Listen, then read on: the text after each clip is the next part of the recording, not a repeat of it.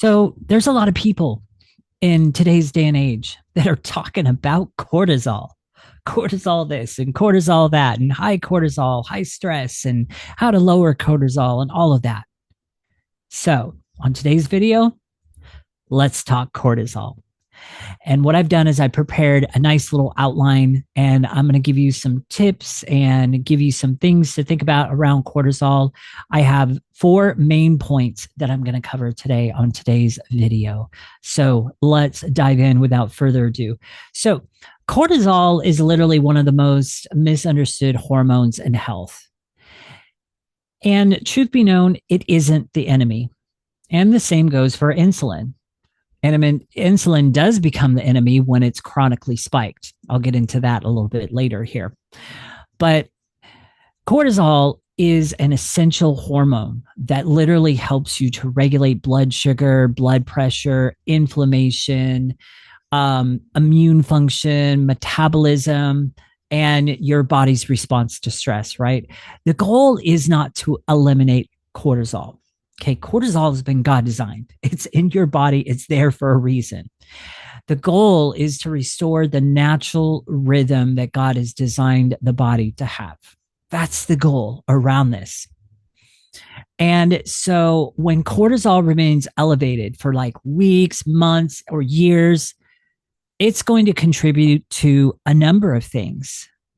So let's talk about those. It's going to contribute to increased belly fat, constant cravings, especially sugar and processed carbohydrates. It's going to contribute to blood sugar instability. It's going to contribute to fatigue despite sleeping, anxious or feeling wired but tired, that kind of feeling, muscle loss, poor recovery from exercise, brain fog, weakened immune function, hormonal imbalances.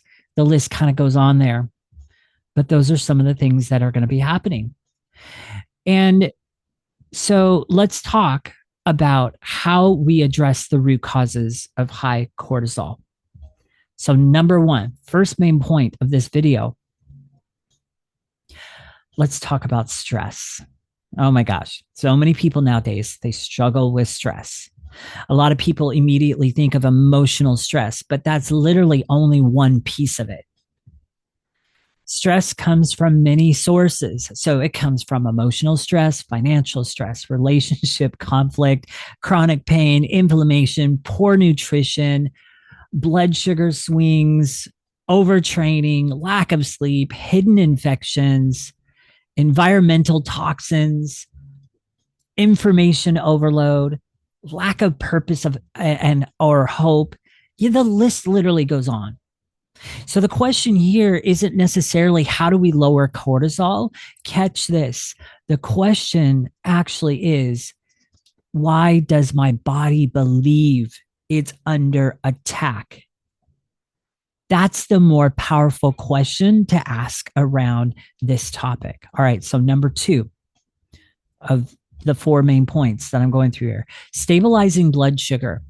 One of the biggest drivers of cortisol is unstable blood sugar, which also links to insulin. This is kind of where insulin is going to come in too.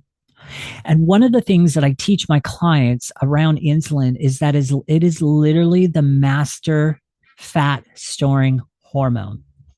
Let that sink in for a minute.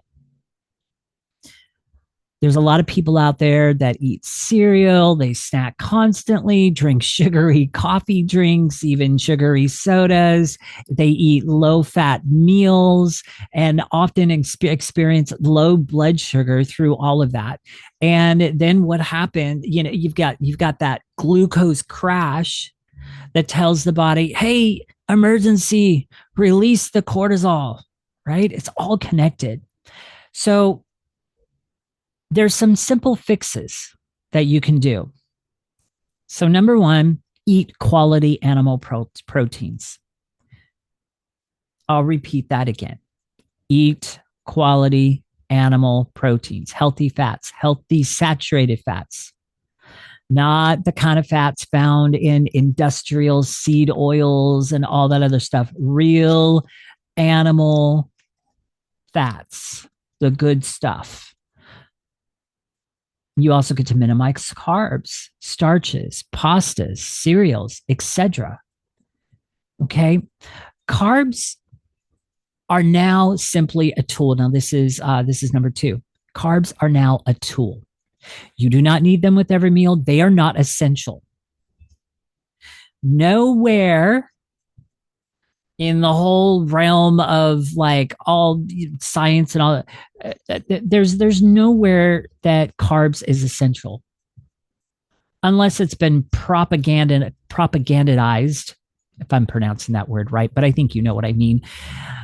Unless it's been, propaganded out there at you and all that stuff. But no, carbs are not essential. You do not need them with every meal. So stop pairing carbs with every meal. You don't need them.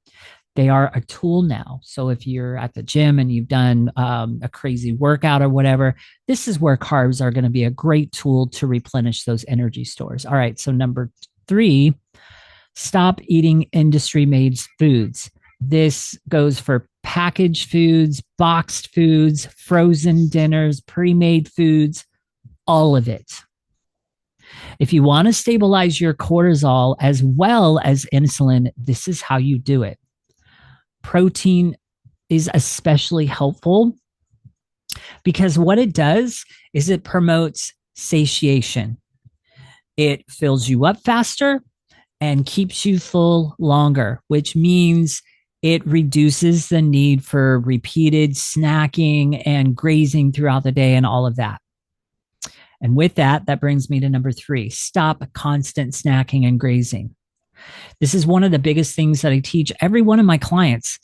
And I do this by showing them how to use real God-designed satiating foods, animal proteins, things like that, as a main part of their regular meals, which then in turn ends up stabilizing them.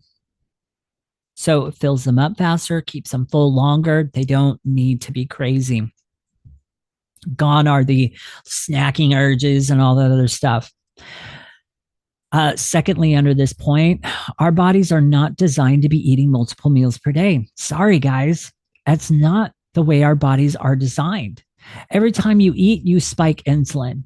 And every time insulin is spiked, your body stops burning fat and starts storing it. And if your insulin is multiple times throughout the day spiked, eventually what is going to happen is the cells that absorb the insulin and all that other stuff are going to stop receiving, because insulin now becomes white noise because it's being spiked multiple times, right? In addition to that, then you bring in cortisol. So your body's now under stress. And so now cortisol gets activated, which actually spikes insulin more. It just kind of creates a big giant cascade. So if your insulin is constantly being spiked, it can definitely increase physical. All right. So I mispronounced that word. Physiological stress, which can trigger cortisol, as I just said. Lastly, in the beginning, here's the other thing. When you are reducing the frequency that you're eating, how often and how many times, your body kind of might feel a little off. Things might kind of, scream at you. You might get those hunger signals. You might get those cravings, but you need to realize you're not really hungry. Your body's just used to a certain level and it needs to come down and adjust. So stay patient with it. All right. Last around this whole topic is sleep. I see a lot of coaches and entrepreneurs. And if you're one listening to this video, I'm speaking to you. I see a lot of entrepreneurs and a lot of coaches out there that say the words, I function off of 4 hours of sleep. And I don't show it. I may not say anything, but inside my head's doing this. My Lord. Oh my gosh. It's going to eventually catch up with you and it's going to cause damage. And it does definitely affect your cortisol. I feel like sleep is one of these topics that people easily neglect. And I know plenty of entrepreneurs and coaches that say they survive off of that 4 to 5 hours of sleep or whatever. So when you're getting less than 7 hours of sleep per night, it literally puts your body in a state of stress, which means cortisol is being released. Now, here's a short list as I close up this video on helpful habits to include around your sleep schedule. So, number one, constant bedtime times. Try to keep a consistent schedule. Morning sunlight. When you wake up in the morning, somewhere close to when you wake up. Walk outside. Look up. Get some of that sunlight in your eyes. Now, I'm not saying stare at the sun for hours, but I am saying glance up 2, 3, 4 times for a second or two. And while you're at it, get out there barefoot, stand in some dirt, get some grounding, right? The morning sunlight literally kind of helps to reset your circadian rhythm. And it helps to kind of also send the messages to the brain, hey, it's daytime, time to like activate and think and all the things, right? So it's very important. A dark room. Sleeping in a dark room at night that's not full of a bunch of night lights and little, I don't know, charger lights and all this other stuff. It's huge. And I actually have blackout curtains in my room.